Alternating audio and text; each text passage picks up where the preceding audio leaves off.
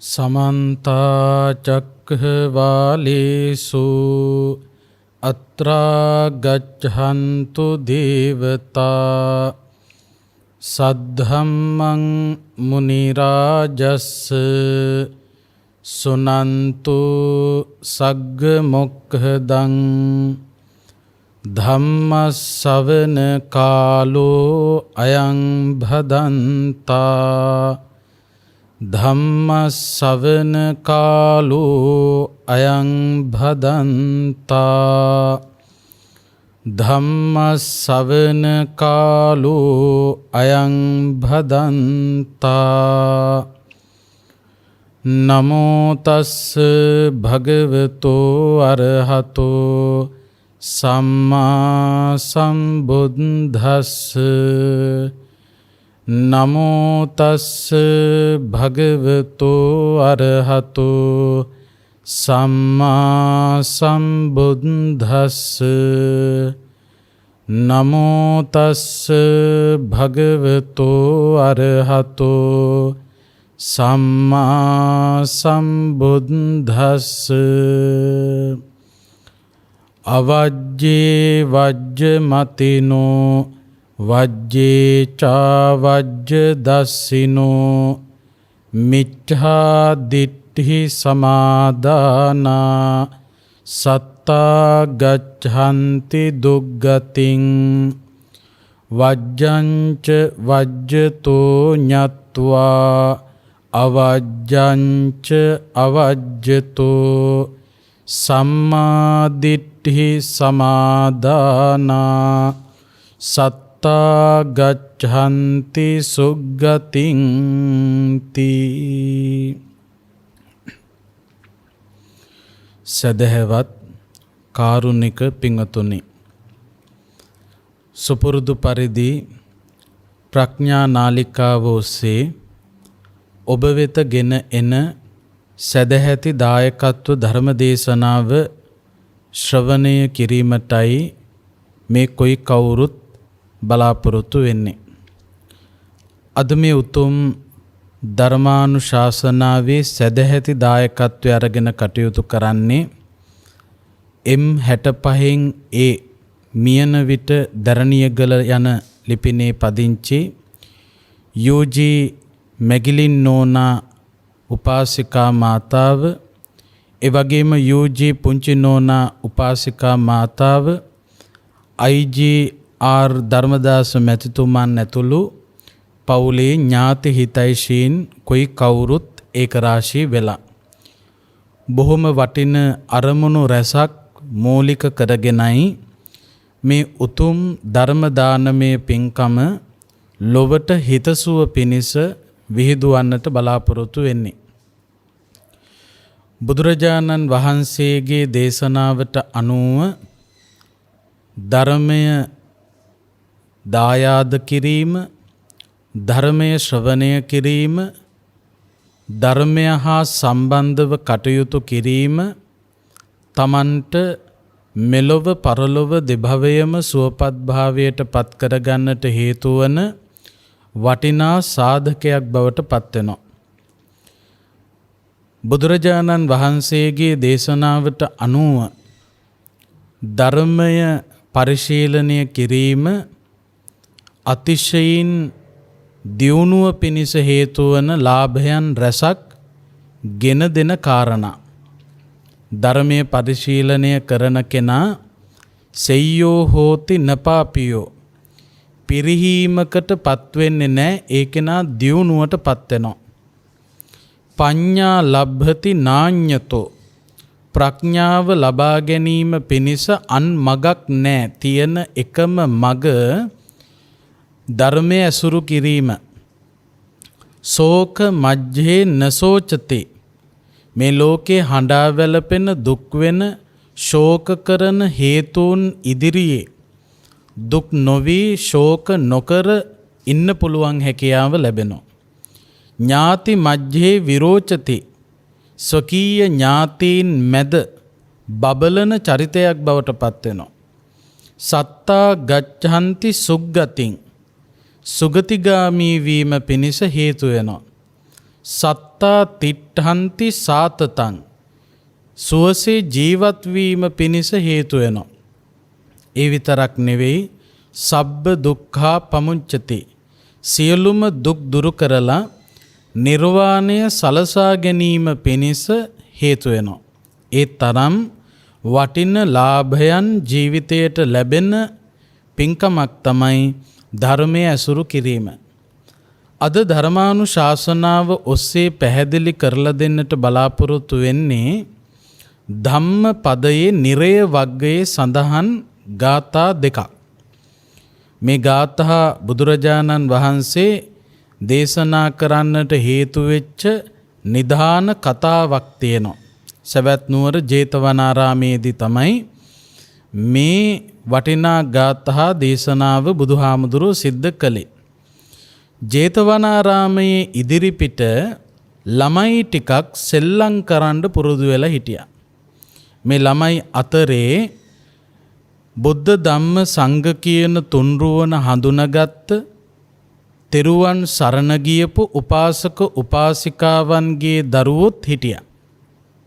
ඒ වගේම විවිධ මිත්‍යා දෘෂ්ටික ඇදහිලි විශ්වාස පිටුපස ලුහු බඳින විවිධ දෘෂ්ටීන් වල එල්ලිලා හිටපු විවිධ ශාස්ත්‍රූවරු සරණ ගියපු උදවියගේ දරුවොත් මේ දරුවෝ අතරේ හිටියා. ඉතින් මේ හැමෝම එකට එකතු වෙලා සෙල්ලම් කරනවා. මේ ක්‍රීඩා කරන ළමයින්ගෙන් තෙරුවන් සරණ නොගිය දෙමව්පියන්ගේ දරුවන්ට ඒ දෙමව්පියෝ තදින් අවවාදයක් කරලා තිබ්බා. මොකක්ද ඒ අවවාදය? කුමන හේතුවක් නිසාවත් ජේතවනාරාමයට එහෙම අඩිය තියන්න බෑ. ශ්‍රමණ භවත් ගෞතමයන් වහන්සේ ළඟට යන්න බෑ. කුමන හේතුවක් වුණත් ජේතවනාරාමයට යන්න කිසිසේත්ම ඉඩක් නැහැ. බොහොම තදින් අවවාද කරලා තිබුණා. ඉතින් මේ ළමයි සෙල්ලම් කරනකොට එක්තරා දවසක පිපාසයක් ඇති වුණා. මේ පිපාසය සංසිඳුවා ගැනීම සඳහා පැම්බොණ්ඩ ඕන වෙලා මේ මිත්‍යා දෘෂ්ටික ගති ලක්ෂණ තියෙන දෙමව්පියන්ගේ දරුවෝ තෙරුවන් සරණ ගියපු දරුවෙකුට යෝජනා කරනවා ඔබ ජේතවනාරාමයට ගිහිල්ලා ජේතවනාරාමේ පැම් බීලා අපට පැන් අරගෙන එන්න. අපට ජේතවනාරාමයට යන්න පුළුවන්කම නැහැ. අපේ දෙමව්පියෝ යන්න එපා කියලා තියෙන්නේ. ඒ නිසා ඔබ ජේතවනාරාමයට ගිහිල්ලා පැන් පානය කරලා අපට පැන් අරගෙන එන්න. ඒ කියපු දේ අහලා ඒ ළමයා යනවා ජේතවනාරාමයට. ජේතවනාරාමයට ගිහිල්ලා පැන් පානය කරලා යාළුවන්ට පැන් අරගෙන එන්න හදනකොට බුදුරජාණන් වහන්සේට හමු වුණා. ඒ වෙලාවේ බුදුරජාණන් වහන්සේ මේ ළමයාට අවවාද කරනවා ඔබ පැන් පානය කොට ඔබේ යාළුවන්ට ජේතවනාරාමයට එන්න කියන්න පැන් පානය කරලා යන්න. පැන් අරගෙන යන්න ඕන නෑ. යාළුවන්ට එන්න කියන්න පැන් බොන්න. මේ ළමයා මොකද කළේ? ගිහිල්ලා යාළුවන්ට කිව්වා බුදුරජාණන් වහන්සේ ජේතවනාරාමයට ඇවිල්ලා පැන් පානය කරලා යන්න කියලා කිව්වා. තිබිච්ච පිපාසය නිසාම දෙමව්පියන්ගේ තදින් දීපු අවවාදය පවා නොතකා ඒ ළමයි ඔක්කොම ජේතවනාරාමයට ගියා පැන් බොන්න.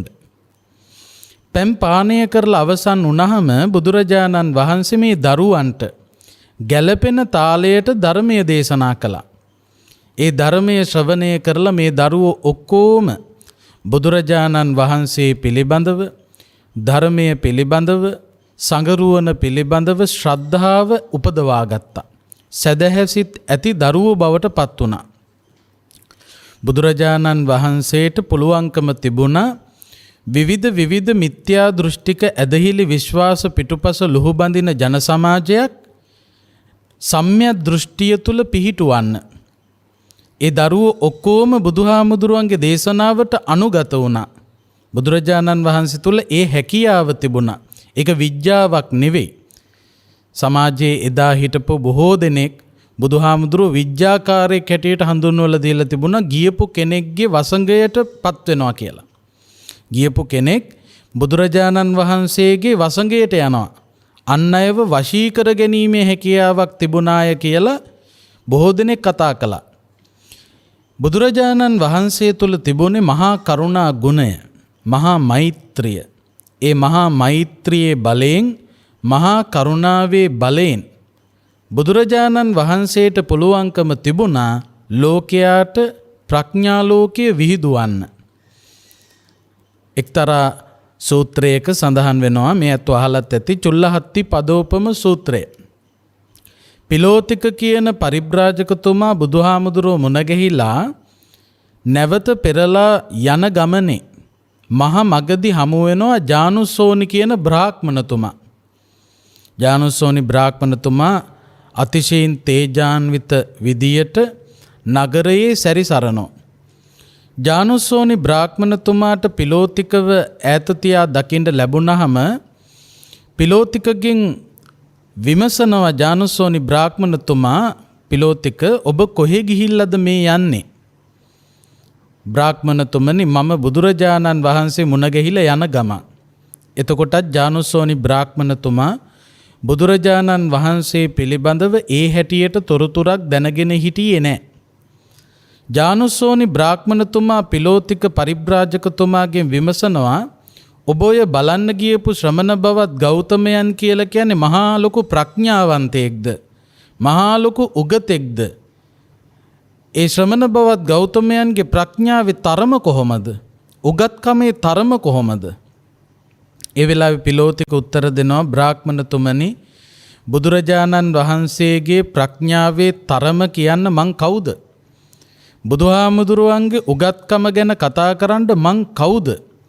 බුදුරජාණන් වහන්සේ නමකගේ ප්‍රඥාවේ තරම හරියටම කියන්න පුළුවන්කම ලැබෙන්නේ තවත් බුදු කෙනෙකුට විතරමයි. මං වගේ කෙනෙකුට කියාගන්න බෑ. බුද්ධෝපි බුද්ධස්ස භනෙය්‍ය වන්නං කප්පම්පිචේ අඤ්ඤම භාසමානෝ කිහියේත කප්පෝ චිරදීඝ මන්තරේ වන්නෝ න කිහියේත තථාගතස්ස. බුදුරජාණන් වහන්සේ නමකගේ ගුණ ගැන හරියටම වර්ණනා කරන්න පුළුවන්කම තියෙන්නේ, ගුණ කියන්න පුළුවන්කම තියෙන්නේ තවත් බුදුරජාණන් වහන්සේ නමකටම පමණයි. එවැනි බුදුරජාණන් වහන්සේ නමක් තවත් බුදුරජාණන් වහන්සේ නමකගේ ගුණ වර්ණනා කරනවා කල්පයක් පුරාවට. කප්පම් පිචේ අඤ්ඤම භාසමානෝ, අන් කිසිම දෙයක් ගැන කතා නොකර කල්පයක් පුරාවටම බුදුගුණ වර්ණනාව සිද්ධ කරනවා. මොකක්ද වෙන්නේ? කිහියේත කප්පෝ චිරදීඝ මන්තරේ වන්නෝන කිහියේත තථාගතස්ස. කල්පය අවසන් වෙලා යනවා, නමුත් බුදුගුණ වර්ණනාව අවසන් වෙන්නේ නැහැ කියලා සඳහන් වෙනවා. එතකොට බුදුරජාණන් වහන්සේගේ ගුණ ගැන කියන්න පිලෝතික පරිබ්‍රාජකතුමාට පුළුවන්කමක් නැති බව ජානුස්සෝනි බ්‍රාහ්මණතුමාට පැහැදිලි කළා. ඒ වෙලාවේ ජානුස්සෝනි බ්‍රාහ්මණතුමා පිලෝතිකගෙන් අහනවා, ඔබට බුදුහාමුදුරුවන්ගේ ප්‍රඥාවේ තරම කියාගන්න බැරි නම්, උගත්කමේ තරම කියාගන්න බැරි නම් මොන හේකටද බුදුහාමුදුරුවෝ කෙරෙහි පැහැදුනේ? ඒ වෙලාවේ පිලෝතික පරිබ්‍රාජකතුමා ජානුස්සෝනි බ්‍රාහ්මණතුමාට උත්තර දෙනවා, බ්‍රාහ්මණතුමනි, මම බුදුරජාණන් වහන්සේගේ ඥාන පද 4ක් දැක්කා. ඒ ඥාන පද 4 දැකලා තමයි මම පැහැදුනේ. ජානුස්සෝනි බ්‍රාහ්මණතුමා විමසනවා, මොනවද ඔබ දැකපු ඔය ඥාන පද 4?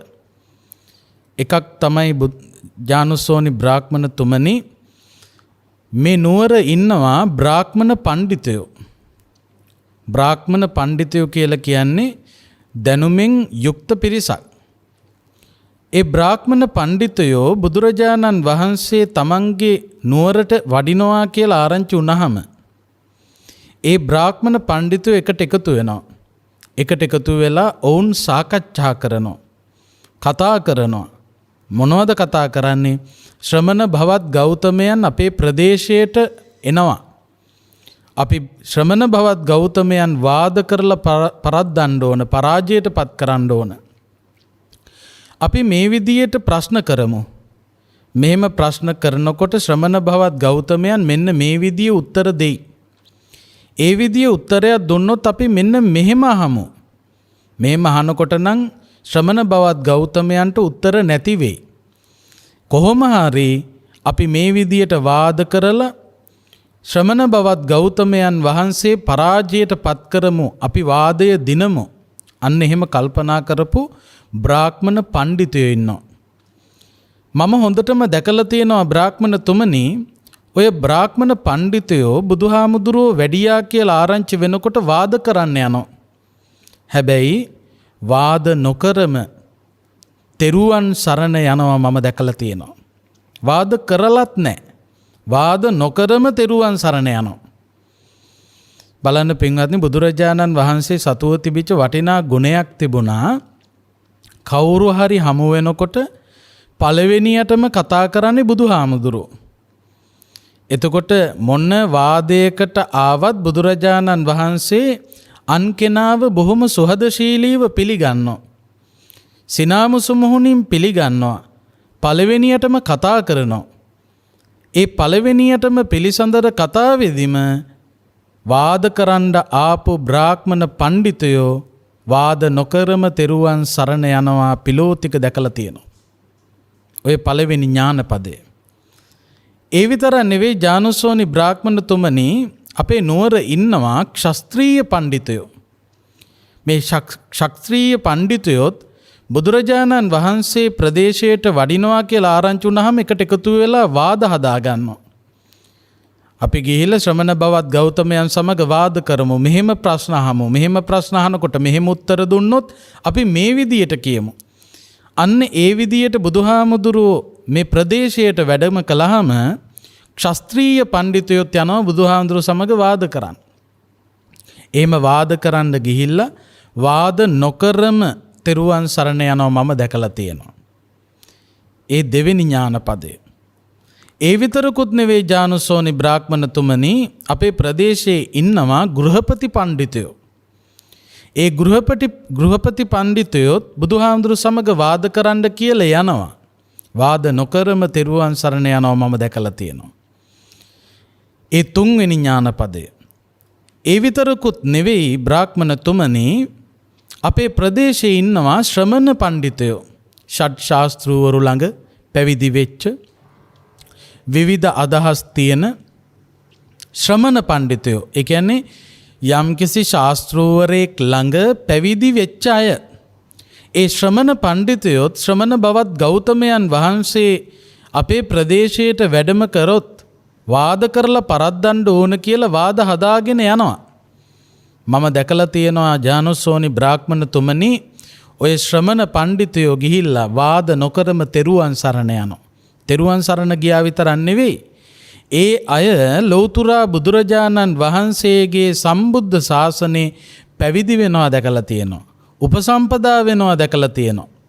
ඒ වගේම සෝවාන්, සකෘදාගාමි, අනාගාමි, අරහත් ආදී මාර්ගඵල අවබෝධ කරගෙන උතුම් ධර්මාවබෝධය ලබලා කෙලෙස් ප්‍රහීන කරලා රහත් ඵලයට පත් වෙලා ඒ රහතන් වහන්සේලා කතා වෙනවා මට ඇහිලා තියෙනවා. අපි රහත් නොවි මෙච්චර කාලයක් රහත් කියා ගියා. අපි බුදු නොවි මෙච්චර කාලයක් බුදු වුණා කියලා ගියා. අපිට බුදුරජාණන් වහන්සේ හමු වුණු නිසා අපට යථාර්ථය වටහා ගන්න පුළුවන්කම ලැබුණා. අපි සැබවින්ම සුවපත් භාවයට පත් වුණා. හොඳ වෙලාවට බුදුරජාණන් වහන්සේ අපට හමු වුණේ කියලා ඔවුන් සුවසේ කතා කරනවා මට ඇහිලා තියෙනවා. බලන්න, බ්‍රාහ්මණ පඬිතුයෝ, ක්ෂත්‍රීය පඬිතුයෝ, ගෘහපති පඬිතුයෝ, ශ්‍රමණ පඬිතුයෝ බුදුහාමුදුරුවෝ සමග වාද කරලා බුදුහාමුදුරුවෝ පරාජයට පත් කරලා ඒ අය දිනන්න උත්සාහ කරන්න ගියා. හැබැයි වාද නොකරම තෙරුවන් සරණ ගිහිල්ලා තියෙනවා. ඒ වෙන කිසිම හේතුවක් නිසා නෙවෙයි, බුදුරජාණන් වහන්සේ සතුව තිබුණු මහා කරුණාවේ බලය, මහා මෛත්‍රියේ බලය.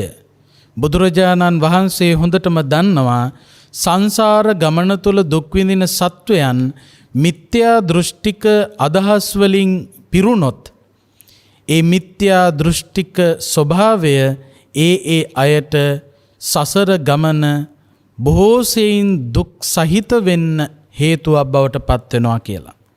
ඒ දුක දුරු කිරීම පිණිසමයි මහා කරුණාවෙන් ඒ මිත්‍යා දෘෂ්ටික අදහස් බිඳ දමමින් ප්‍රඥා ලෝකයට සම්‍යක් දෘෂ්ටියට ලෝකයාව ගෙනීමට කටයුතු කළේ.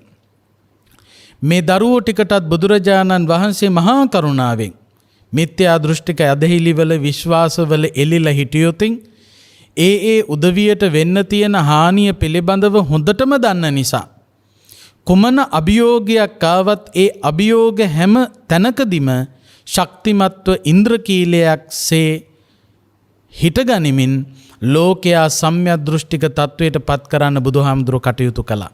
මේ දරුවන්ට ධර්මය දේශනා කළා. දරුවෝ තෙරුවන් පිළිබඳව මනා ශ්‍රද්ධාවක් ඇති කරගත්තා. ඒ සැදැහැ සිතින් ගෙවල් වලට ගියපු දරුවන්ගේ වෙනස මිත්‍යා දෘෂ්ටික අදහස් වලින් පිරීලා හිටපු දෙමව්පියන්ට පේන්න පටන් ගත්තා. මේ දෙමව්පියෝ හොයන්න ගත්ත මේ දරුවන්ගේ වෙනස ඇති වුණේ කොහොමද? දැනගන්න ලැබුණා මේ දරුවෝ ජේතවනාරාමයට ඇතුල් වෙලා. ජේතවනාරාමයට ඇතුල් වුණා විතරක් නෙවෙයි ශ්‍රමණ බවත් ගෞතමයන් වහන්සේ මේ දරුවන්ට ධර්මය දේශනා කරලා තියෙනවා. මේ මිත්‍යා දෘෂ්ටික අදහස් වල එල්ලිලා හිටපු දෙමව්පියෝ හඬා වැළපෙන්න පටන් ගත්තලු. පපුවට අත්වලින් ගසගසා විලාප දෙන්න පටන් ගත්තලු. කොහොමද විලාප දීලා තියෙන්නේ? කොහොමද අඬලා තියෙන්නේ? මෙච්චර හොඳට හිටපු අපේ ළමයි මිත්‍යා දෘෂ්ටික වුණා. ජේතවනාරාමයට ඇතුළු වෙච්ච නිසා අපේ ළමයි මිත්‍යා දෘෂ්ටික වුණා. ශ්‍රමණ බවත් ගෞතමයන් අපේ ළමයින්ට මිත්‍යා දෘෂ්ටික දහමක් කියලා දීලා අපේ දරුවෝ දැන් මිත්‍යා දෘෂ්ටික වෙලා කියලා හඬා වැළපෙන්න පටන් ගත්තලු. ඒ වෙලාවේ අනෙකුත් මිනිස්සු ඒ ගෙවල් වලට ගිහිල්ලා කරුණු පැහැදිලි කරලා දීලා දැන් මේ දරුවන්ගේ හිත තුල ගොඩ නැගුණු තුන්රුවන පිළිබඳව ශ්‍රද්ධාව කාටවත් සිඳ බිඳ දමන්න බෑ. හොඳම දේ තමයි මේ දරුවෝ ටික ගිහිල්ලා ශ්‍රමණ බවත් ගෞතමයන්ටම බාර කරන්න. මේ දෙමව්පිය හඬා වැළපි අඬා බුදුහාමුදුරුවෝ ළඟට දරුවෝ ටික එක්කන් ගියා. එක්කන් ගියෙත් අපේ හොඳට හිටපු ළමයි මිත්‍යා දෘෂ්ටික වුණා. ඒ මිත්‍යාවෙන් මේ දෙමව්පියන්ට ගලවන්න බෑ කියලා හිතාගෙන තමයි ගියේ. ඒ ගියපු වෙලාවේ දෙමව්පියන්ටත් දරුවන්ටත් සියලු දෙනාටම හිතසුව පිණිස බුදුරජාණන් වහන්සේ දේශනා කරපු ගාථා දෙකක් තමයි ඔය ධම්මපදයේ නිරේ වර්ගයේ සඳහන් ධර්මානුශාසනාවේ මාතෘකාව හැටියට සජ්ජායනා කළ ගාථා දෙක. බුදුහාමුදුරෝ දේශනා කරනවා අවජ්ජේ වජ්ජ මතිනෝ වජ්ජේ චා වජ්ජ දස්සිනෝ. යම් කිසි පුද්ගලෙක් අවජ්ජේ වජ්ජ මතිනෝ වැරදිදේ නිවැරදි ලෙස නිවැරදිදේ වැරදි ලෙස දකිනවා නම් ඒ කියන්නේ මිත්‍යා දෘෂ්ටිය සම්‍යක් දෘෂ්ටියක් ලෙස සම්‍යක් දෘෂ්ටිය මිත්‍යා දෘෂ්ටියක් ලෙස ග්‍රහණය කරගෙන කටයුතු කරනවා නම් අන්න ඒකට කියනවා මිච්ඡා දිට්ඨි සමාදාන මිත්‍යා දෘෂ්ටිය තදින් අල්ලා ගත්තා කියලා. දැන් මේ මිත්‍යා දෘෂ්ටික දෙමව්පිය ඇඬුවේ කොහොමද? දරුවෝ ජේතවනාරාමයට ගියපු නිසා ශ්‍රමණ භවත් ගෞතමයන් වහන්සේ ධර්මයේ දේශනා කරපු නිසා සම්‍යක් දෘෂ්ටිය තුල හිටපු අපේ ළමයි මිත්‍යා දෘෂ්ටික වුණා කියලා තමයි ඇඬුවේ. එතකොට මේ දෙමව්පියෝ සම්‍යක් දෘෂ්ටිය මිත්‍යා දෘෂ්ටියක් ඇටියට ග්‍රහණය කරගත්තු පිරිසක්. මිත්‍යා දෘෂ්ටිය සම්‍යක් දෘෂ්ටියක් ඇටියට ග්‍රහණය කරගත්ත පිරිසක්. ඒ ඇයට කියනවා මිච්ඡා දිට්ඨි සමාදාන මිත්‍යා දෘෂ්ටිය තදින් අල්ලගත්ත පිරිසක්. ඒ අය සත්තා ගච්ඡanti දුග්ගතින් ඒ අය යන්නේ කොහෙටද? දුගතියටම යනවා, පිරිහිලාම යනවා. බුදුහාමුදුරෝ දේශනා කළා මිත්‍යා දෘෂ්ටික වීම තරම් බරපතල විපාක ගෙන දෙන අකුසලයක් තවත් ඇත්තේ නැහැ. දැන් අපි දන්නවා බරපතලම අකුසල කර්ම හැටියට අපි දකිනවා පංචානන්තරීය පාප කර්ම. මේ පංචානන්තරීය පාප කර්ම අතිශයින් භයානක කර්ම. ඒ කර්මවලට විපාක බොහෝ කාලයක් දුක් විඳිමින් නිරේ පැහෙන මට්ටමටම වැඩි. හැබැයි බුදුහාමුදුරෝ දේශනා කළා මේ ආනන්තරීය පාප කර්මවලට විඳින්න වෙන විපාකවලත් සීමාවක් පේන්න තියෙනවා. ඒවයේ සීමාවල් තියෙනවා. බොහෝ කාලයක් තමයි කල්ප ගණන් දුක් විඳින්න ඕන තමයි. නමුත් එහෙම හරි සීමාවක් පේනවා. දැන් දේවදත්ත හාමුදුරුවෝ අපි දන්නවා ආනන්තරීය පාප කර්ම කරපු කෙනෙක්. ඒ නිසා නිරේගාමී වුණා, දුක් විඳිනවා. හැබැයි කවදා හරි දවසක පසේ බුදුරජාණන් වහන්සේ නමක් බවට පත්වන බව සඳහන් වෙනවා. එතකොට ආනන්තරීය පාප කර්මයක විපාකත් ඒවායේ සීමාවල් පේනවා. හැබැයි බුදුහාමුදුරුවෝ දේශනා කළා මිත්‍යා දෘෂ්ටික අදහස් වලින් යුක්තව කටයුතු කරන කෙනාට විඳින්න වෙන විපාකවල සීමාවක් නම් පේන්නේ නැහැ. එතකොට බලන්න ආනන්තරීය පාප කර්මයක් කළාට වඩා භයානක ප්‍රතිඵල භයානක විපාක සීමාවක් දකින්න නැති තරම් දුක් විඳින්න සිදුවන අකුසලයක් බවට පත් වෙනවා. මිත්‍යා දෘෂ්ටික වීම. මිත්‍යා දෘෂ්ටිය සම්‍යක් දෘෂ්ටියක් කියලා, සම්‍යක් දෘෂ්ටිය මිත්‍යා දෘෂ්ටියක් කියලා ග්‍රහණය කර ගැනීම. එහෙම නැත්නම් වැරදි දේ හරි, හරි දේ වැරදි කියලා ග්‍රහණය කිරීම අතිශයින් භයානකයි. අපිට ගොඩාක් ප්‍රශ්න මතුවෙන්නත්, ඒ ප්‍රශ්න විසඳගන්න බැරි වෙන්නත්, නිතර ප්‍රශ්න ඇති වෙන්නත් එක හේතුවක් තමයි හරි දේ වැරදි ලෙස, වැරදි දේ හරි ලෙස ග්‍රහණය කර ගැනීම. එබඳු සත්වයන් දුගතිගාමී වෙනවා. ඊළඟට බුදුරජාණන් වහන්සේ දේශනා කළා අවජ්ජේ වජ්ජංච වජ්ජතෝ ඤත්වා අවජ්ජංච අවජ්ජතෝ.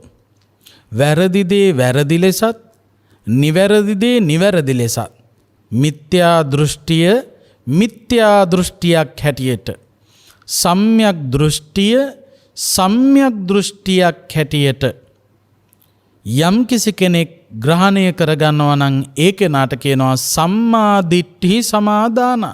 සම්‍යක් දෘෂ්ටිය තුල වාසය කරන කෙනෙක්. අන්නේ සම්‍යක් දෘෂ්ටිය තුල වාසය කරන පුද්ගලයා සත්තා ගච්ඡanti සුග්ගතින්.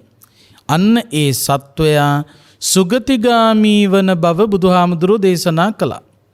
එතකොට බලන්න පින්වත්නි, මිත්‍යා දෘෂ්ටික වීම දුගතිගාමී වෙන්න හේතුවක්. සම්‍යක් දෘෂ්ටික වීම සුගතිගාමී වෙන්න හේතුවක්. දුගතියට යනවද සුගතියට යනවද කියන එක තීරණය කරන්නේ තමන් මිත්‍යා දෘෂ්ටික එහෙම නැත්නම් සම්‍යක් දෘෂ්ටික වෙනවාද කියන එක මත. දැන් ඊළඟට අපි කල්පනා කළ යුතුයි ඇයි මේ ලෝකෙ මිනිස්සු මිත්‍යා දෘෂ්ටික වෙන්නේ කියලා. මිත්‍යා දෘෂ්ටික කියලා කියන්නේ හරි දේ වැරදි ලෙස, වැරදි දේ හරි ලෙස ග්‍රහණය කරන්නේ ඇයි? මිනිස්සු මිත්‍යා දෘෂ්ටික වෙන්නෙම ප්‍රඥාව නැතිකම නිසා. ප්‍රඥාව නැති වෙන්නේ ඇයි? රාග, ద్వේෂ, මද, මෝහ පාලනය කරන්නේ නැති නිසා. හොඳට මතක තබා ගත යුතු කාරණාවක් තමයි රාගය, ద్వේෂය, මදය, මෝහය ආදී කෙලෙස් සිතිවිලි යම් කිසි සිතක වඩා වර්ධනය කරනවා නම්, වඩා පෝෂණය කරනවා නම්, ඒ රාග, ద్వේෂ, මද, මෝහ ආදී ක්ලේශයන් පෝෂණය කරන සිතේ ප්‍රඥා ලෝකය දුර්වල වෙනවා. ප්‍රඥා ලෝකය දුර්වල වෙනකොට මිත්‍යා දෘෂ්ටික වෙන්න තියෙන ඉඩ වැඩි වෙනවා. එතකොට දැන් මිනිස්සු මිත්‍යා දෘෂ්ටික වෙන්නේ ප්‍රඥාව අහිමිව යන නිසා. ප්‍රඥාව අහිමි වෙන්නේ ඇයි? ක්ලේශයන් පෝෂණය කරන නිසා. දැන් අපිට සම්‍යක් දෘෂ්ටික වෙන්න ඕන නම් අපි කරන්න ඕන මොකක්ද? රාග, ద్వේෂ, මද, මෝහ ආදී කෙලෙස් පාලනය කරලා ප්‍රඥාව ඉස්මතු කරගන්න ඕන. ප්‍රඥාව ඉස්මතු කරගන්න තරමටම හරි දේ හරි ලෙසත් වැරදි දේ වැරදි ලෙසත් තේරුම් ගන්න පුළුවන්කම ලැබෙනවා. එතකොට අපේ සමාජයේ මිනිස්සු මිත්‍යා දෘෂ්ටික වෙනවා නම් වෙන්නේ ප්‍රඥාව නැති නිසා. සම්‍යක් දෘෂ්ටික වෙනවා නම් සම්‍යක් දෘෂ්ටික වෙන්නේ ප්‍රඥාව ඉස්මතු කරගත්ත නිසා. ඒ නිසා ප්‍රඥාව ඉස්මතු කරගන්න.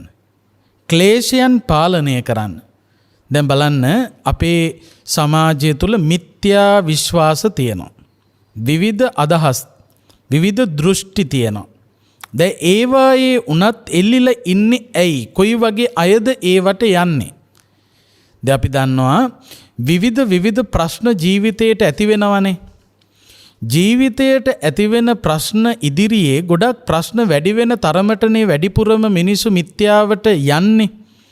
දැන් මේ ධර්මානුශාසනා ශ්‍රවණය කරන ඔබ, ධර්මය පරිශීලනය කරන ඔබ මේ වෙලාවේ කල්පනා කරනවා ඇත්තටම සමහර වෙලාවල් වලදී අපි ප්‍රශ්න ඉස්සරහා මිත්‍යා දෘෂ්ටික කටයුතු වල යෙදිලා තියෙන ප්‍රමාණය වැඩි. දැන් බලන්න දැන් හොඳට හිටියට ප්‍රශ්න ටිකක් එක දිගට එනකොට ඔබ මොකද කරන්නේ? සමහරක් විට රට වටේ තියෙන දේවාල වලට යනවා. සමහරක් විට පිට රටවල් වල තැන් වලට යනවා. කවුරු හරි කිව්වොත් මෙන්න මේ විදියට තමන්ගේ ප්‍රශ්න නැති කරගන්න පුළුවන් කියලා මේ අහපු බණ ටික පවා අමතක වෙලා ගිහිල්ලා ඒ වගේ මිත්‍යා දෘෂ්ටික අදහස් පිටුපස ලුහුබඳින මට්ටමට වැටෙන්න බැරි නෑ. කොච්චර බණ දැනගත්තත් මුළු ත්‍රිපිටකයේම කියවුවත් ප්‍රශ්න වැඩි වෙන තරමට සමහරක් විට ඒකේන මිත්‍යා දෘෂ්ටික ඇදහිලි විශ්වාස පිටුපස ලුහුබඳිනවා. මේ සමාජයේ ජීවත් වෙන මිනිසුන්ගෙන් ප්‍රශ්න කළොත් සමහරක් විට ලක්ෂ ගණන් කෝටි ගණන් වියදම් කරලා තියෙනවා ඒ වගේ මිත්‍යා දෘෂ්ටික වැඩවලට. ඊට පස්සේ සමහර විට ඒ අයට තේරෙනවා අපි මේ මහා මෝඩ වැඩක් කළේ කියලා. එතකොට දැන් අපිට හොඳටම පැහැදිලි වෙන කාරණාවක් තමයි පින්වත්නි, ප්‍රශ්න වැඩි වෙන තරමටම මිත්‍යා දෘෂ්ටික වෙන්න තියෙන ඉඩ වැඩි. ඇයි එහෙම වෙන්නේ? හොඳට මතක තියාගන්න, පරිස්සම් වෙන්න. ප්‍රශ්න වැඩි වෙනකොට මිත්‍යා විශ්වාස පිටුපස ලුහු බඳින්න තියෙන උවමනාව ඉඩකඩ වැඩි වෙනවමයි. ඕන තරම් අත්දැකීම් ඇති. ලෙඩක් එහෙම හැදුනහම දොස්තර මහත්තුරු ලෙඩේ හොඳ කරන්න ටිකක් අමාරුයි කියලා කියනකොට බලන්නකො අපේ මිනිස්සුන්ට මොකද වෙන්නේ කියලා. මුළු ලංකාව වටේම එක එක්කෙනා එක එක තැන් පෙන්නකොට ඒ හැම තැනකටම Tamanට යන්න බැරි නම් කට්ටිය ධම්මල හරි යවනවා. සමහරකට දවසකට තැන් 10කට 15කට යන මිනිස්සු අපේ සමාජයේ ඉන්නවා. කොහෙන් හරි වැඩක් කරගන්න ඕන කියන තැන. ඇයි අපිට එහෙම වුනේ? මිත්‍යා දෘෂ්ටික අදහස් වලට වැඩි තැනක් එන්නේ ප්‍රශ්න වැඩි වෙනකොට ඒ ප්‍රශ්නත් එක්ක හිතේ රාග, ద్వේෂ, මද, මෝහ ආදී කෙලෙස් ඇවිස්සෙන නිසා. ප්‍රශ්න වැඩි වෙන තරමටම ප්‍රශ්න පිළිබඳව තේරුම් අරගෙන නැත්තම්, මේ ප්‍රශ්න කියන්නේ මොනවද කියන එක පිළිබඳව හඳුනාගෙන නැත්තම් ඒකේනා මොකද කරන්නේ? ප්‍රශ්න ඉදිරියේ කෙලෙස් වර්ධනය කරගන්නවා.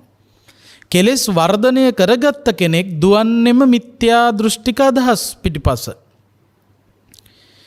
ප්‍රඥාව ඉස්මතු කරගන්න පුළුවන් නම් කොච්චර ප්‍රශ්න ආවත් ඒ ප්‍රශ්න හමුවේ ඒකේනා මිත්‍යා දෘෂ්ටික වෙන්නේ නැහැ. මොකද කොච්චර ප්‍රශ්න ආවත් ප්‍රශ්න පිළිබඳව හරියට හඳුනගෙන ඉන්න නිසා ඒ අය ප්‍රඥාවට වැටෙන්න දෙන්නේ නැහැ. රාග, ద్వේෂ, මද, මෝහ ඇවිස්සෙන්න දෙන්නේ නැහැ. ඒවා පාලනය කරගන්නවා. ඒ පාලනය කරගන්න නිසා ඒ අය සම්‍යක් දෘෂ්ටිකයි. දැන් උදාහරණයක් හැටියට මේ කාරණාව ගැන කතා කළොත්, මේ සමාජය තුළ ජීවත් වෙන ඔබ අප සියලු දෙනාටම ගිහි වෙන්න පුළුවන්, පැවිදි වෙන්න පුළුවන්, පෘථග්ජන සමාජය තුළ ජීවත් වෙන ලෝකේ හැම මිනිසෙකුටම විවිධ ප්‍රශ්න ඇති වෙනවා. ප්‍රශ්න නැති ජීවිත අපි අතරේ නැහැ. එක්ක සල්ලි තියෙනකොට තවත් මොකක් හරි නැහැ.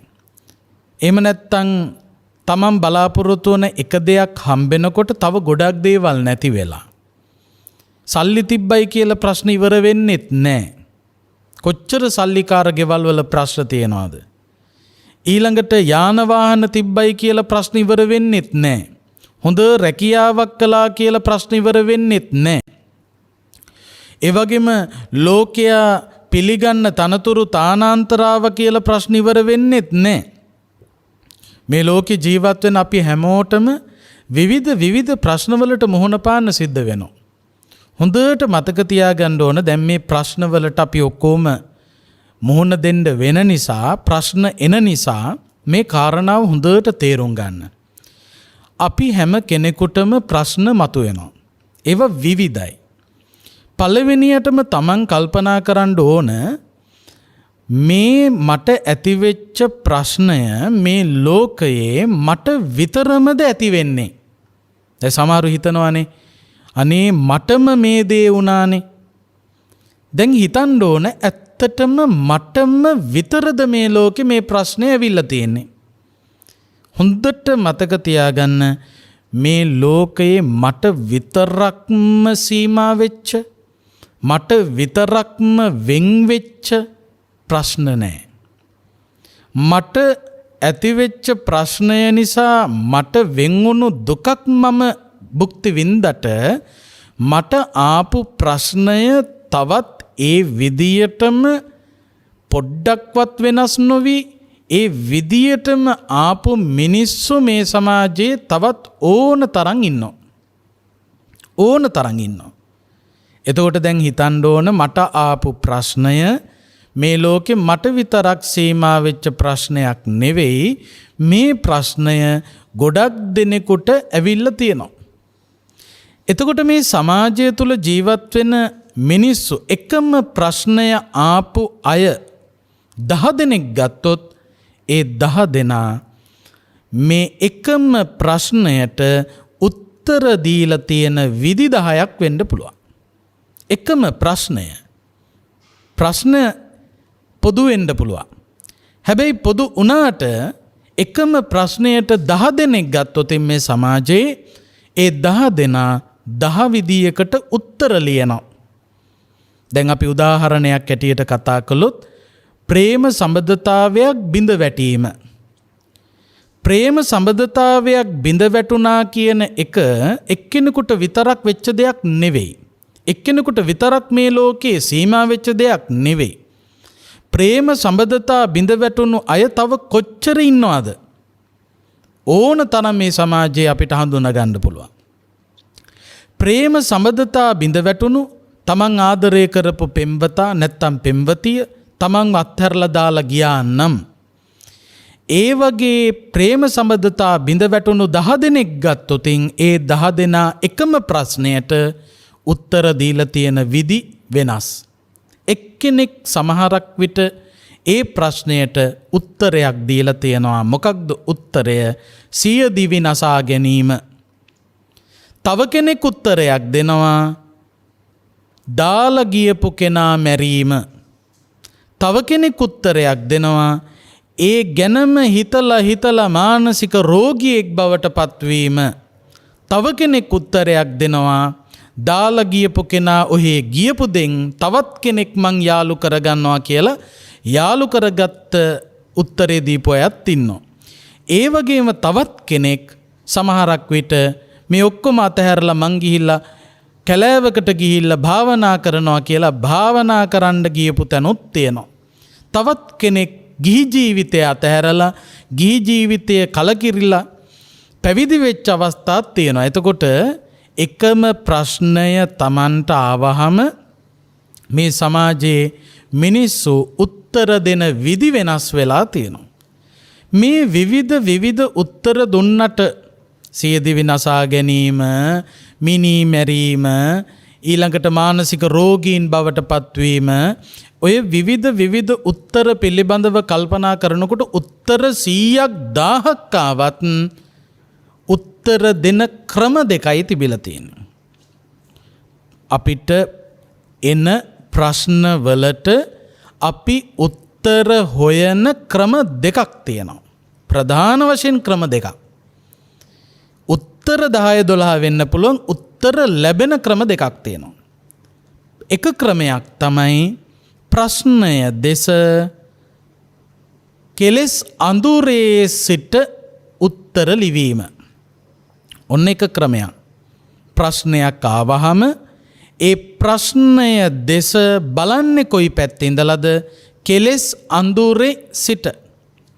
කෙලෙස් අඳුරේ සිට ප්‍රශ්නය දෙස බලමින් උත්තර හොයනවා. එක ක්‍රමයක්. ඊළඟ ක්‍රමය තමයි ප්‍රශ්නයක් ආවහම කෙලෙස් අඳුර දුරු කොට, කෙලෙස් අඳුර යටපත් කොට, කෙලෙස් අඳුර පාලනය කොට ප්‍රඥාව ඉස්මතු කරලා ප්‍රඥා ලෝකයේ සිට ප්‍රශ්න දෙස බලමින් ප්‍රඥා ලෝකයේ සිට ලබා ගන්න උත්තර. එතකොට උත්තර විවිධයි. එනමුත් උත්තර ලැබෙන ප්‍රධාන විධි දෙකයි. එක, කෙලෙස් අඳුරේ සිට උත්තර සැපයීම. දෙක, ප්‍රඥා ලෝකයේ සිට උත්තර සැපයීම. බුදුරජාණන් වහන්සේ අනුමත කළේ ප්‍රශ්න ඇති වෙනකොට කෙලෙස් අඳුරේ සිට උත්තර දෙන්න යන්න එපා. කෙලෙස් අඳුරේ සිට උත්තර දුන්නොත් ඒ උත්තර කබලෙන් ලිපට වැටෙන උත්තර බවට පත්වෙනවා. ප්‍රශ්නය තවත් වැඩි වෙන්න හේතුවක් බවට පත්වෙනවා. යම්කිසි කෙනෙක් ප්‍රශ්නයක් ඉදිරියේ ප්‍රඥාලෝකය තුල ඉඳලා උත්තර හොයනවා නම් ඒ ප්‍රඥාලෝකය තුල ඉඳලා ලබා ගන්න උත්තරය තමන්ට සැනසීම පිණිස හේතු වෙනවා. එතකොට බලන්න, ප්‍රශ්න ජීවිතයට එනකොට ඒ ප්‍රශ්න විසඳ ගන්න සුදුසුම උත්තර ඔබට ඕන නම්, සාර්ථකම උත්තරයක් ඕන නම්, පසුතැවෙන් නැතිවෙන්න උත්තරයක් ඕන නම්, තමන්ටත් අනුන්ටත් පීඩා නොවුණු උත්තරයක් ලබා ගන්න ඕන නම් කෙලෙස් අඳුරේ සිට උත්තර ලියන එක නවත්තලා ප්‍රඥා ලෝකයේ සිට උත්තර ලියන්න උනන්දු වෙන්න. අන්න එයයි සාර්ථක. එතකොට බලන්න, ප්‍රශ්නයක් එනකොට සමහර උදවිය ඒ ප්‍රශ්නය නිසාම රාගය වඩනවා, ද්වේෂය වඩනවා, මදය මෝහය වඩනවා. කෙලෙස් පෝෂණය කරලා අන්ධකාරය හිත තුල පෝෂණය කරලා ප්‍රඥාව දුර්වල කරනවා. නාගසේන හාමුදුරු මිලිඳු රජතුමාට ප්‍රකාශ කළේ, චත්තාරෝ මේ මහරජ ලෝකේ අති බලාභුසා රාගෝ දෝෂෝ මදෝ මෝහෝ එත්ත පඤ්ඤා නගාධති. මහරජතුමනි, අතිශයින් භයානක කරුණු 4ක් තියෙනවා. රාගය, ද්වේෂය, මදය, මෝහය. මේවා යම් කිසි සිතක පෝෂණය කරන්නේ නම් එත්ත පඤ්ඤා නගාධති, ප්‍රඥාවට ඉඩක් හම්බෙන්නේ නැහැ. එතකොට ප්‍රශ්නයක් ආවම රාගය පෝෂණය කරමින්, ද්වේෂය පෝෂණය කරමින්, තරහව ඇති කරගෙන, වෛරය ඇති කරගෙන, ක්‍රෝධය වර්ධනය කරගෙන, මාන්නෙන්, මදයෙන්, ඊර්ෂියාවෙන් යම් කිසි උත්තරයක් දුන්නොතින් ඒ උත්තරය අසාර්ථකයි. තවත් ප්‍රශ්න වැලක් හැදෙන්න හේතුවක්. ඒ නිසා තමයි අන්න කෙලෙස් අඳුරේ සිට ලබා දෙන උත්තර මොනවද? සීදිවි නසා ගන්නවා, මිනී මරනවා, අන් අයට පීඩා කරනවා. එහෙම වෙච්ච ගමම මොකද වෙන්නේ? තව තවත් පසුතැවෙන්න හේතු වෙනවා. කොච්චර මිනිස්සු ඉන්නවද තමන්ට පාඩු කරගත්ත?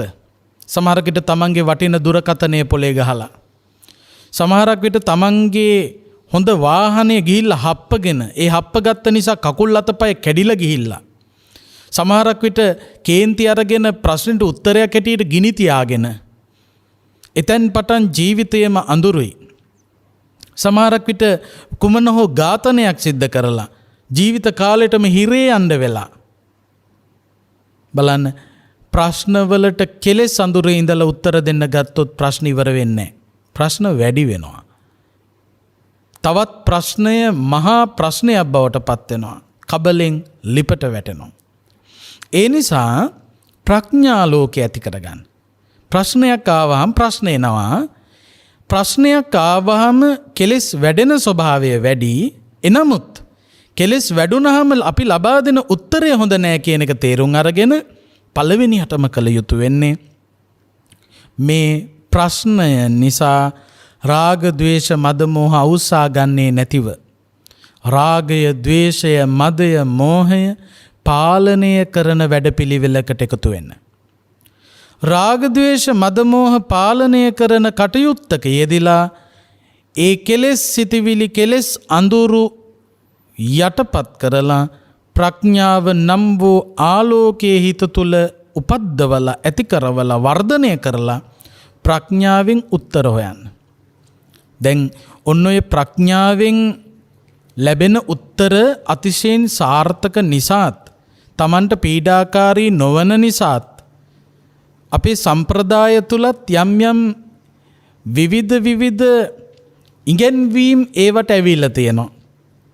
දැන් ඔය ප්‍රශ්නයක් එහෙම ඇති වුණාම අපි සාමාන්‍යයෙන් කියනවා සතියක් බෝධි පූජා තියන්න, දවස් 14ක් බෝධි පූජා තියන්න, දවස් 21ක් බෝධි පූජා තියන්න.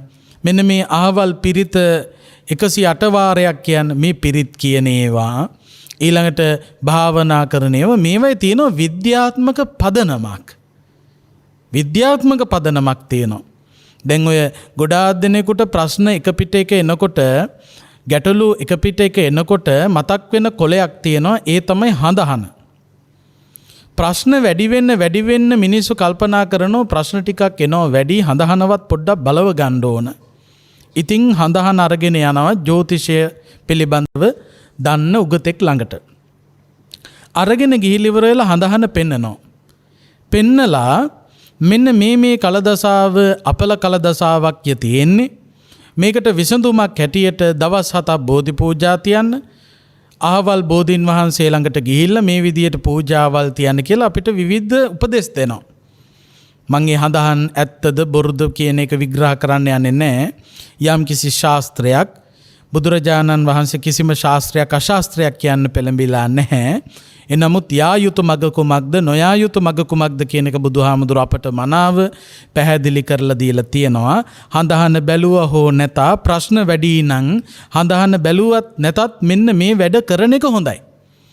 බෝධි පූජා තියෙන එක, පිරිත් සජ්ජායනා කරන එක මේව බොහොම වැදගත් වටින දේවල්. දැන් බලන්න අපි හිතමු දවස් 7ක් බෝධි පූජා තියන්න කියලා කියනවා.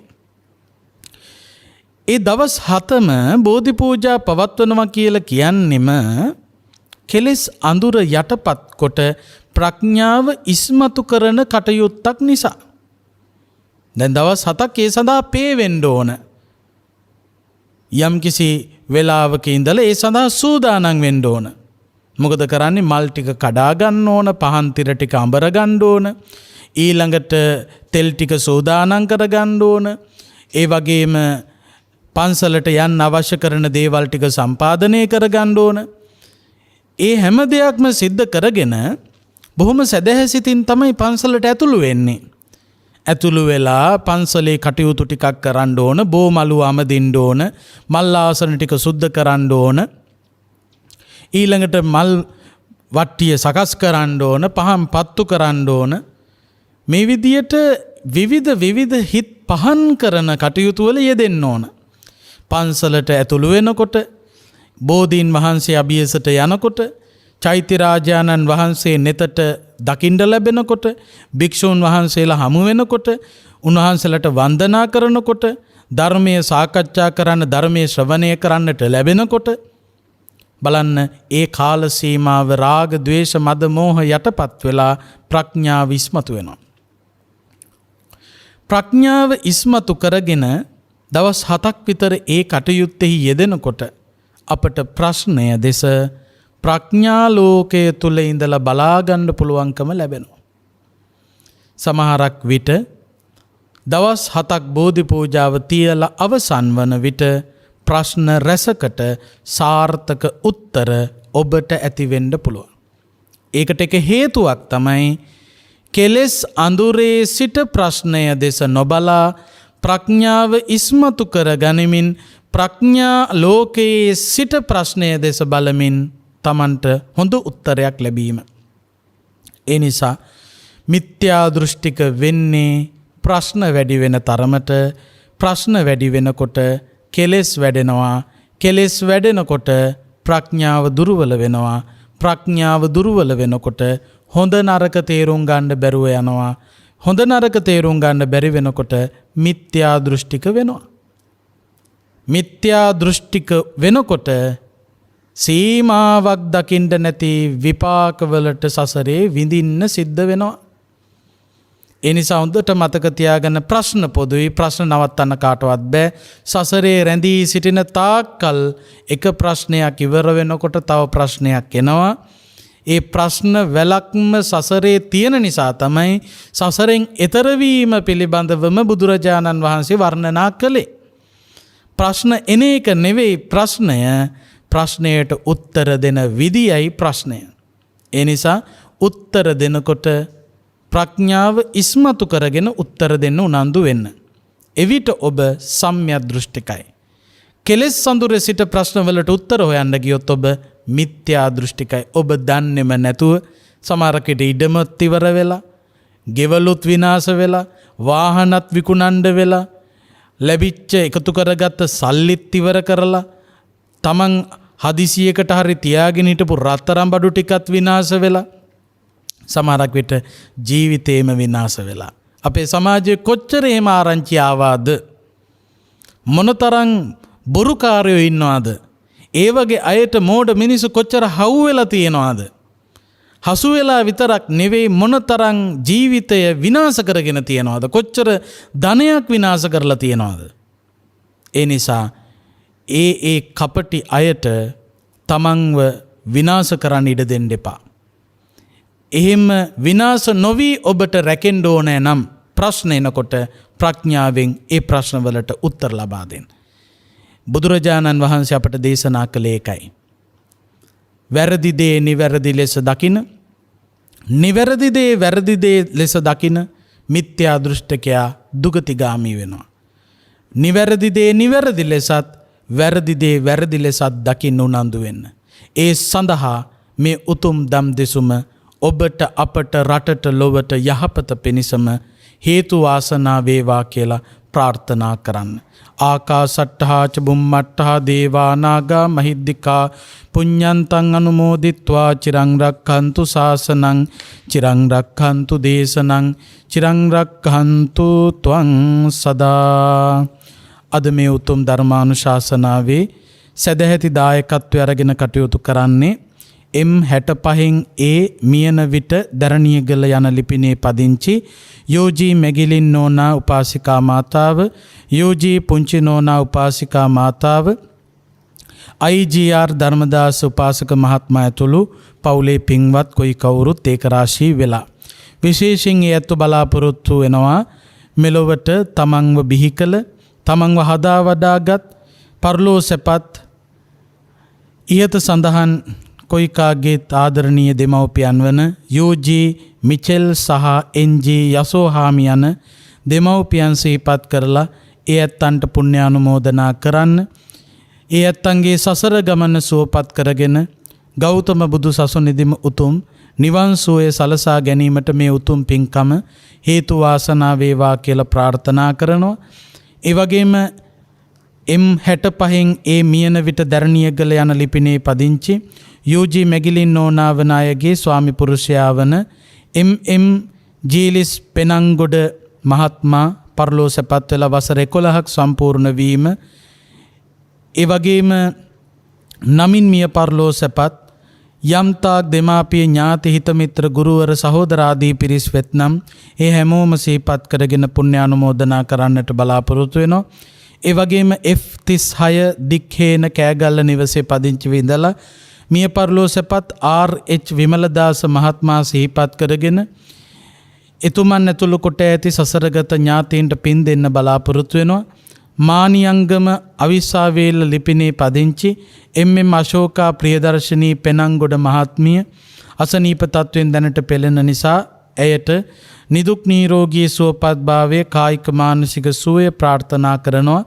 එවැගේම ආදිත්‍ය සත්සර හිරුනිත බණ්ඩාර දිනිඳු අකලංක පුතුන් සහ කවීෂා හේෂානි අහිංසා දෙවුදුනි යන දියණියන්ගේ අධ්‍යාපන කටයුතු රැකී රක්ෂා කටයුතු දියුණුවෙන් තියුණුවට පත්වේවා කියලා ප්‍රාර්ථනා කරනවා. ඒ වගේම දැනට සුජීවත්ව සිටින දේවිකා දමයන්ති ඇතුළු පවුලේ හැමෝටමත් පුෂ්පා පෙනංගොඩ ඇතුළු පවුලේ හැමෝටමත් අශෝක පෙනංගොඩ ඇතුළු පවුලේ හැමෝටමත් සුදර්ශනී පෙනංගොඩ ඇතුළු පවුලේ හැමෝටමත් ධර්මදාස ඇතුළු පවුලේ සියලු දෙනාටත් ඔවුන්ගේ දූදරුවන් සහ ඥාතීන් හිතමිත්‍රාදීන් ඇතුළු කොට ඇති පින්කමට සම්බන්ධ වෙච්ච හැමෝටම ආශිර්වාදය ප්‍රාර්ථනා කරන්නට බලාපොරොත්තු වෙනවා. ඒ වගේම ඔබට නිරතුරුවම දම් දෙසුම් පවත්වන ගෞරවනීය මහසඟරුවනට පැතිර යන වසංගත රෝගී තත්ත්වයේ ඉදිරියේ රෝග නිවාරණ සංග්‍රාමයේ යෙදී සිටින පින්වත් අපේ වෛද්‍ය කාර්ය මණ්ඩලයට, හෙද කාර්ය මණ්ඩලයට, ත්‍රිවිධ හමුදාවේ පොලිසිය පින්වතුන්ට අසනීප තත්ත්වවලට පත්වෙච්ච රටවැසි ලෝවැසි හැමෝටමත් ධර්ම ශ්‍රවණය කළ ඔබ සියලු දෙනාටත් ඔබේ පවුල් වලට සම්බන්ධ හැමෝටමත් ආශිර්වාද කරන්නට බලාපොරොත්තු වෙනවා. ඉතින් මේ රැස් කරගත් සකල කුසලානිසංස නම් සඳහන් කළ නොකළ නමින් මියගිය සියලුම ඥාතීන් අනුමෝදන් වේවා. ඒ අයගේ භව ගමන් සුවපත් කර ගනිත්වා, සසර දුකින් එතරව උතුම් නිවනින් සැනසෙත්වා කියලා මියගිය ඥාතීන්ට පින් දෙමු. ඉදම්මේ ඥාතීනං හෝතු සුඛිතා හොන්තු ඥාතයෝ ඉදම්මේ ඥාතීනං හෝතු සුඛිතා හොන්තු ඥාතයෝ ඉදම්මේ ඥාතීනං හෝතු සුඛිතා හොන්තු ඥාතයෝ. සම්‍යක් දෘෂ්ටික දෙවියෝ මේ පින් අනුමෝදන් වෙත්වා, රට ජාතිය සම්බුද්ධ ශාසනය යෙහෙන් ආරක්ෂා කරත්වා. විශේෂයෙන් ආශිර්වාදේ ප්‍රාර්ථනා කරන දායකත්වයේ දරන ඒ නම් සඳහන් කළ සියලු දෙනාටත්, ඒ වගේම රටවැසි ලෝවැසි හැමෝටමත් දෙවියන්ගේ ධාර්මික රැකවරණින් කායික මානසික සුවය සැලසේවා. දෙවියොත් පතන බෝධියකින් මෙපින් අනුමෝදන්ව උතුම් අමා මහ නිවනින් සැනසෙත්වා කියලා දෙවියන්ටත් පින් දෙමු.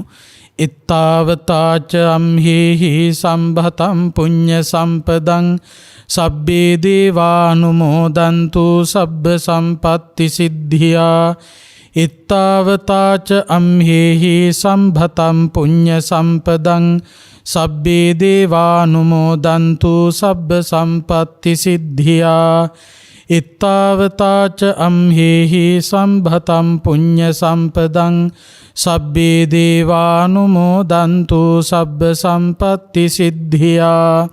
මෙසේ රැස් කරගත් සකල කුසලානිසංසයන්ගේ බලයෙන් කාටත් සසර දුකින් එතරව උතුම් අමා මහ නිවනින් සැනසීම පිණිසම හේතු වේවා, වාසනා වේවා කියලා සාදු කියලා නිවන් ප්‍රාර්ථනා කරන්න. අභිවාදන සීලිස්ස නිච්ඡං වද්ධාපචායිනෝ චත්තාරෝ ධම්මා වඩ්ඩන්ති ආයුවන්නෝ සුඛං බලං ආයුරාරෝග්‍ය සම්පatti සග්ග සම්පatti මේවච අතෝ නිබ්බාන සම්පatti ඉමිනාතේ සමිජ්ජතු. දේශක්ඛයෝ නිබ්බානං